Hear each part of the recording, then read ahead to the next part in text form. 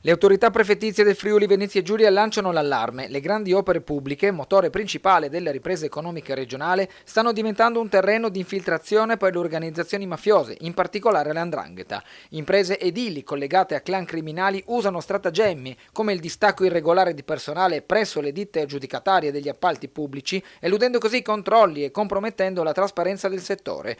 Oltre a questo, la regione registra la presenza di gruppi delinquenziali, anche stranieri, attivi in traffico di stupefacenti, estorsioni, riciclaggio e favoreggiamento dell'immigrazione clandestina. A Trieste, pur senza una radicazione stabile delle mafie italiane, la posizione strategica del porto la rende un crocevia privilegiato per organizzazioni criminali straniere.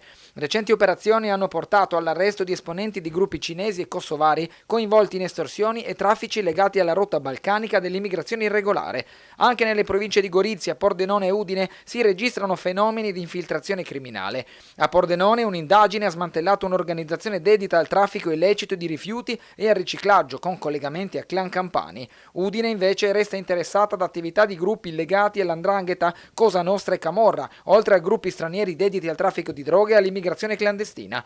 Il Friuli Venezia Giulia conferma quindi una solida crescita economica, ma su un terreno fragile dove la lotta contro la criminalità organizzata resta una priorità per garantire sicurezza e sviluppo.